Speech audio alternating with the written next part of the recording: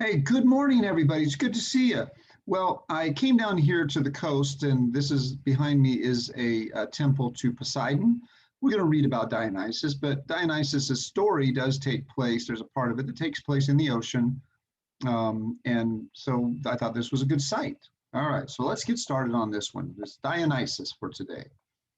Dionysus, the god of wine, was the youngest of the Olympians. He was the only one of the 12 great gods whose mother was mortal.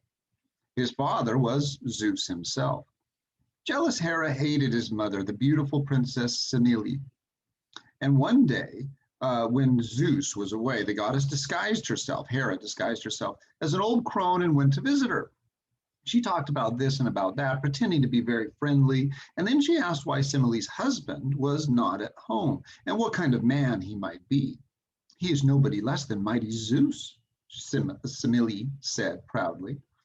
How can you be so sure about that? Said the old woman. I know many husbands who claim to be the Lord of all creation. Do you have proof that he really is who he says he is? If I were you, I would ask him to show himself in all his splendor. Then she went away, and Semele was left alone, wondering. When Zeus returned, Semele asked him to grant her a wish. Zeus, who loved her dearly, swore by the river Styx to fulfill any wish she might have. Then show yourself in all your splendor, said Semele. Zeus begged her to change her wish, for he knew that no mortal eyes could bear the sight of him when he revealed himself as the flashing thunder god, 100 times brighter than the sun. But Hera had planted the seed of suspicion so deep in Semele's heart that she refused to change her wish. And that's a lesson to all of us who doubt people. Yeah, be careful with that. You can't necessarily believe everything you hear from somebody, but you got to be able to trust your loved ones. Zeus had to keep his promise, for he had sworn by the river Styx, the most solemn oath of the gods. He joined together the smallest storm clouds he could find, chose his tiniest lightning bolt. Why do you think he did that? Why the smallest storm clouds and the tiniest lightning bolt? Might have something to do with the fact that he wants her to live through this experience. And showed himself to Semele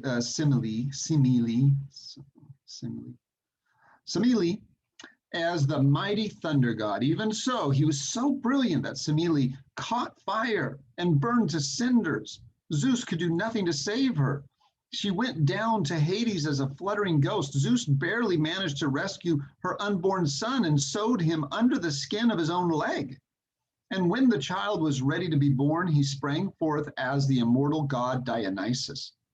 Zeus knew well enough who was the cause of Semele's death, and he gave her little son to Hermes and told him to hide the boy from Hera. Hermes carried Dionysus to a faraway valley of Nysa and left him in the care of a band of Maenads, the nymphs of the valley. There, Dionysus grew up with tigers and leopards for playmates.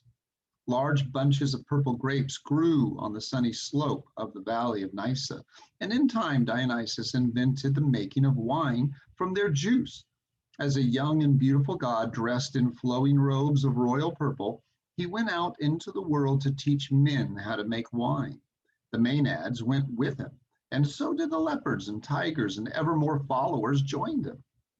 Wherever he went, he was worshipped as a new god, and his father Zeus watched him with pleasure.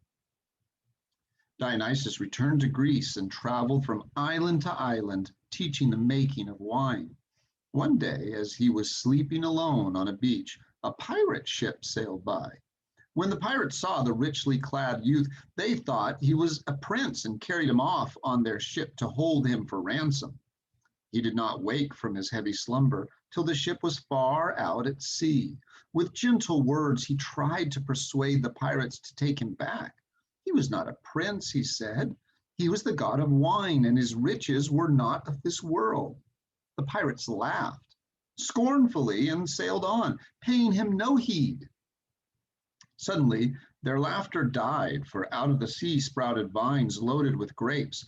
They grew, twining around the oars, winding up the mast, and spreading over the whole ship as though it were an arbor. Blood-red wine dripped down the sail, and the air was filled with the sound of roaring tigers and braying asses, donkeys. Dionysus himself seemed to grow till he filled the ship with his glory. Horrified, the sailors threw themselves into the sea, but they did not drown, for Dionysus was a kind god. He changed them into dolphins, and that is why dolphins are the most human of all creatures that live in the ocean. Dionysus had brought much joy to mankind, and Zeus decided that the time had come to give him a golden throne on Olympus.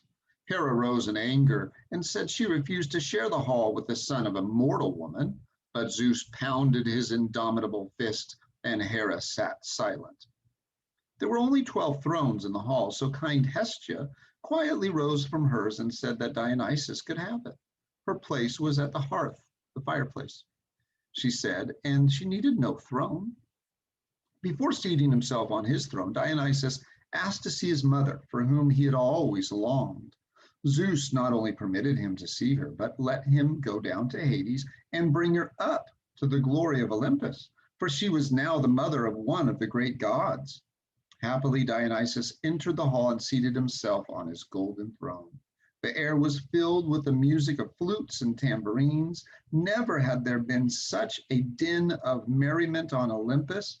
Zeus looked around with great content and beckoned to his cupbearer, Ganymede, bidding him to fill the golden goblet with sweet nectar.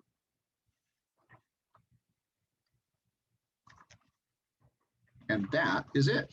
We will get to the minor gods and other nymphs and satyrs a little bit later, but for now, that's all she wrote. All right, guys, have a great day, and we'll see you tomorrow.